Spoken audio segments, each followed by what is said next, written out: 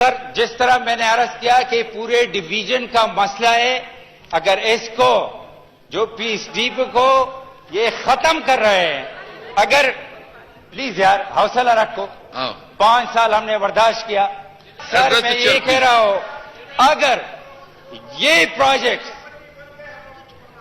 یار برداشت کر کل بھی انہوں نے مجھ سے سوال کیا تھا اور میں نے ان کو کہا شہر لوٹنے کا سبب نہ پوچھو سب کے سامنے، شہر لوٹنے کا سبب نہ پوچھو سب کے سامنے، نام آئے گا تمہارا یہ کہانی پھر صحیح. اسپیکر صاحب اس میں تفصیلات آپ کے سامنے رکھتا ہوں.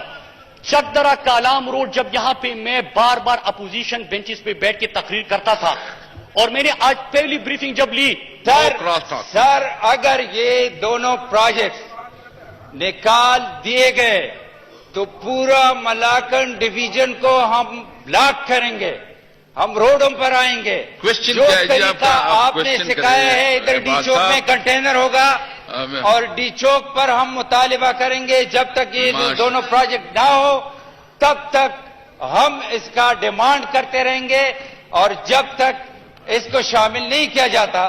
تو آپ کو پتہ ہی کنٹریکٹ کس کو ملا. اگر میں سچ بولوں گا تو کسی کی کوئی کہے گا کہ میرے اوپر ذاتی حملہ ہے. اگر میں سچ نہ بولوں تو اس ایوان کی توہین ہوگی. ٹھیکہ ملا موصوف کے بھائی کو ٹھیکہ ملتا ہے.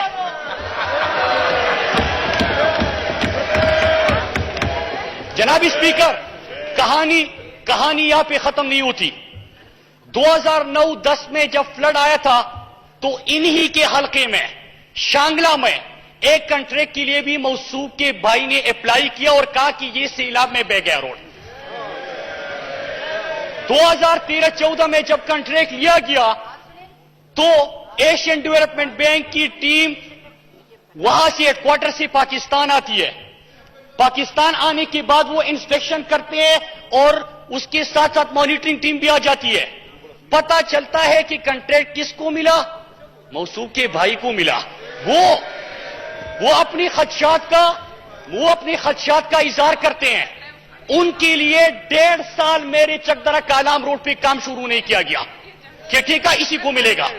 دوسری چیز تو میں واک آؤٹ کر رہا ہوں اور اپنے اپوزیشن کے ممبر سے اور جو ممبر ملاکنڈ ڈویژن سے تعلق رکھتے ہیں وہ بھی جواب دے. وہ ان کو بھی کہ وہ دوسری چیز انہوں نے بشام خواجہ قلعہ کی بات کی. بشام خواجہ قلعہ کے حوالے سے اس وقت انہوں نے یہ بات شروع کی جب ہمارے سابق پرائم منسٹر صاحب پورے پاکستان کے ایک ٹور پہ گئے تھے جہاں پہ بنو میں ایئرپورٹ اناؤنس کیا، ڈیر خان میں ایئرپورٹ اناؤنس کیا، پتہ نہیں کہاں پہ اناؤنس کیا، اور ساتھ میں کہا کہ موٹر وے ادھر سے بھی جائے گا ادھر سے بھی جائے گا، پتہ نہیں کدھر جائے گا. اسپیکر صاحب پھر بات کیا ختم نہیں ہوتی. فیزیبلٹی کے لیے NHA کو کہا جاتا ہے. NHA کی طرف سے جواب ملتا ہے کہ یہ فیزیبل نہیں ہے. پھر بھی بجٹ میں ڈالا جاتا ہے کیونکہ ہم نے تو ٹرپ پہ نکلے ہیں، یہاں بھی اعلان کرنا ہے وہاں پہ بھی اعلان کرنا ہے. اسپیکر صاحب اس کے باوجود اس کے لیے 1 روپیہ نہیں رکھا گیا، نہ کوئی اس کی فیزیبلٹی تھی.